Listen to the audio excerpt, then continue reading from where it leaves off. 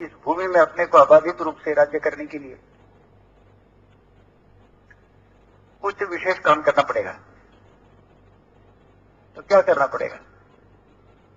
उनके विचार में, उनके अध्ययन में ये बात आई कि इस भूमि के प्रति प्रेम करने वाला हिंदू समाज ही अपने राष्ट्रत्व का अभिमान अपने हृदय के अंदर धारण करता है, और इसलिए यह हिंदू समाज ही अपने राष्ट्र की स्वतंत्रता के लिए प्रयत्न करने वाला है। इसको यदि आत्मविस्मृत करा दिया जाए, यानी मैं एक समाज हूं इसका विस्मरण, मैं हिंदू हूं इसका विस्मरण, इसकी लज्जा,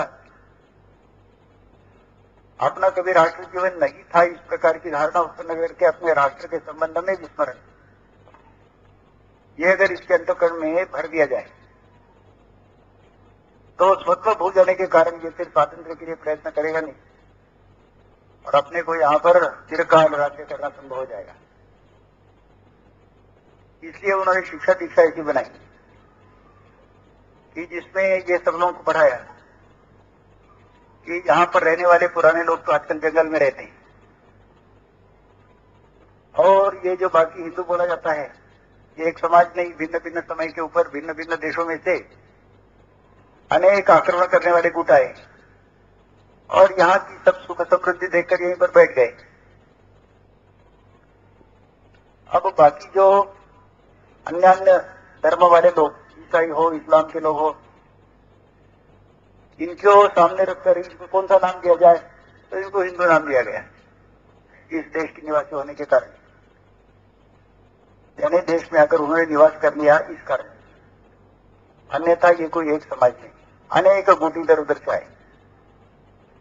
ये उन्होंने सिखाया।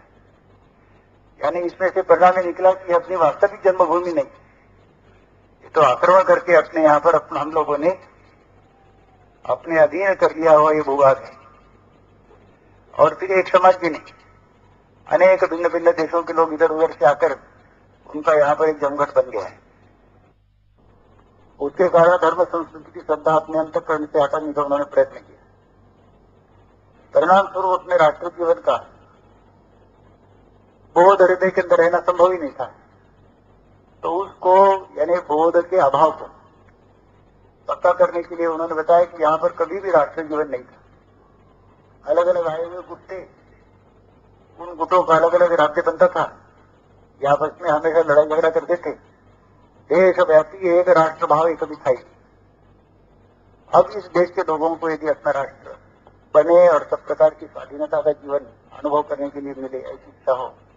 अब नए सिरे से इनको राष्ट्र का निर्माण करना पड़ेगा। और ये नए सिरे से राष्ट्र का निर्माण करने के लिए अंग्रेजों के राज्य सत्ता के नीचे रहने वाले हिंदू, मुसलमान, ईसाई, पारसी जो कुछ हो,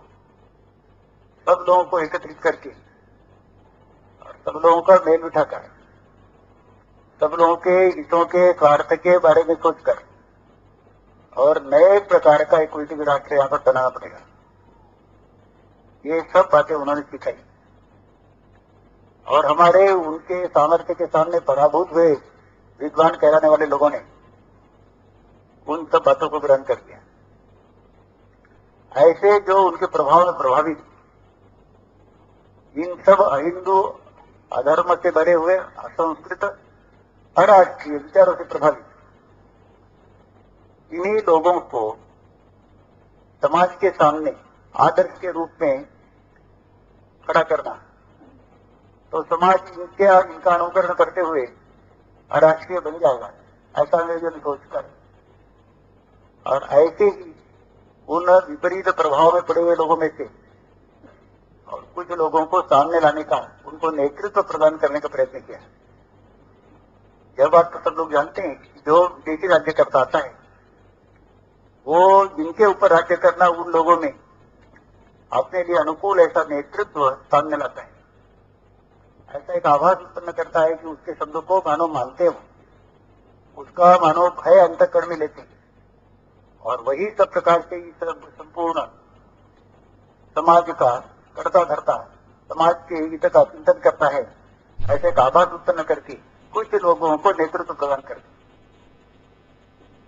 ऐसे नेतृत्व प्रदान किए हुए लोगों का यहाँ पर बोलबाला अभी भी चल रहा है, जिनके हृदय के अंदर हिंदू भाव नहीं, राष्ट्र भाव नहीं, धर्म संस्कृति के प्रति पूर्ण अश्रद्धा, यदि विरोध न कहा तो पूर्ण अश्रद्धा, ऐसे जितने लोग वो ही आज अंग्रेजों की उस नीति में जिनके ऊपर नेतृत्व का आरोप किया गया है, उनकी परंपरा में पले हुए बड़े हुए आज अपने यहाँ पर नेतृत्व ग्रहण किए हुए अपने को देखने के लिए मिलेंगे। ये सब उन्होंने विस्मरण करवाया और हमारे लोगों ने उस विस्मरण को ग्रहण किया, यहाँ तक कि हिंदू अपने को कहने की लोगों के मन में लज्जा उत्पन्न हो गई, लज्जा उत्पन्न हो गई। ये अपना राष्ट्र है ये कहने का साहस बड़े बड़े कहलाने वाले में नहीं, बड़े बड़े जो कहलाते उनमें नहीं, धैर्य नहीं होता। और एक मिला जुला ऐसा नया एक कुछ भी राष्ट्र जीवन बनाने का प्रयत्न किया जिसमें कि यहाँ का निवासी हिंदू उसका विनाश करने के लिए उसके ऊपर आक्रमण करने वाला, ऐसे जो कुछ बाकी के समाज है वो सब इनको समान रूप से ही जिसका अंग माना, ऐसा एक यानी शत्रुओं का परिवार, इस प्रकार का एक परिवार बनाने का प्रयत्न अपने यहाँ के भी ये वर्गीय प्रचार से प्रभावित अपने नेताओं ने प्रारंभ किया हुआ अपने को देखने के लिए मिलता है। इस सब विस्मृत स्थिति के कारण ये जो भाषा भिन्नता, पंथ भिन्नता, जाति भिन्नता इत्यादि बोली जाती है, उसका प्रकोप हो गया है। ऐसा क्यों कहा? तो इसका कारण यह है कि ये तो सब लोग जानते हैं कि हम लोग इतनी भाषाएं बोलियां बोलते हैं, परंतु अपने सबके अंतःकरण में जब तक हम लोग ये जानते कि हम हिंदू है, यह धारणा पक्की है कि ये सब भाषाएं हमारे समाज की, हमारे समाज का जो परंपरा प्राप्त जीवन है, शुद्ध जीवन, उसी का सब प्रकार से परिपोष प्रचार करने वाली हमारी सब भाषाएं, जीवन का एक ही आदर्श सबने सामने रखा है, एक ही ध्येय रखा है,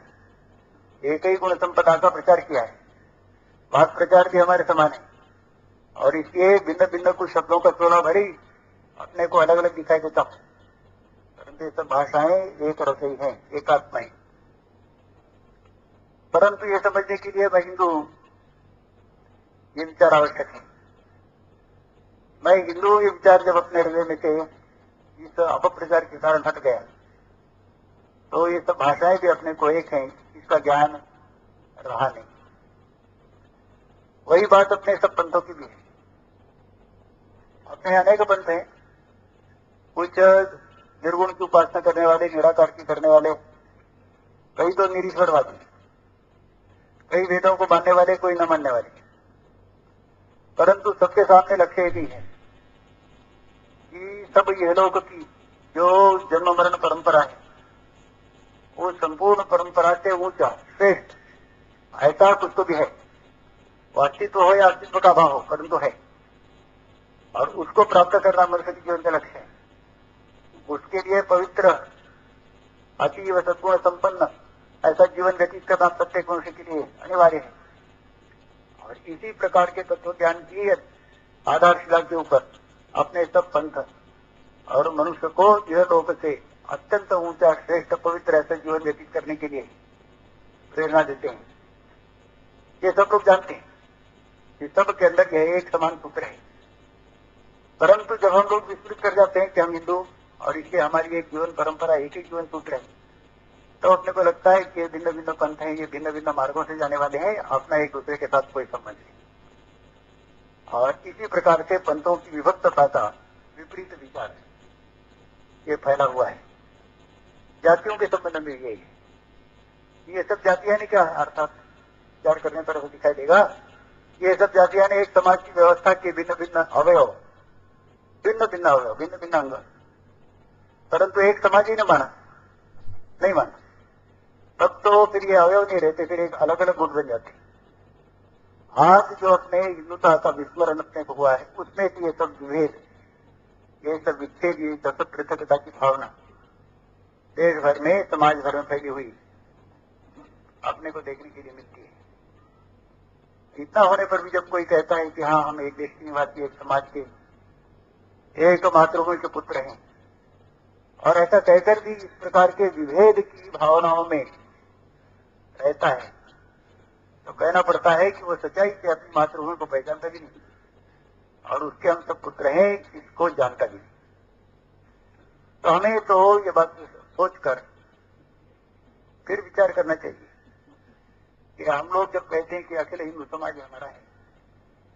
तो सच्चे अर्थ में अपने अंतःकरण में ये विचार है क्या? शब्द है कि शब्द में उसके शब्द के पीछे सद्भावना भी है,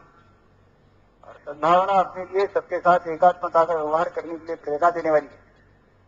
इसका हमें विचार करना चाहिए। ये प्रेरणा नहीं रहती और इसलिए सब लोग अपने अपने छोटे छोटे स्वार्थ में डूबे हुए, या कुछ स्वार्थ के लिए छोटे स्वार्थ के लिए प्रयत्न न करते हुए अपने व्यक्तिगत स्वार्थ में डूबे हुए ऐसे अपने को देखने के लिए मिलते हैं। यही बात अपने को और विचार करने पर आजकल की एक और परिस्थिति स्पष्ट करती है। मैंने अपने समाज में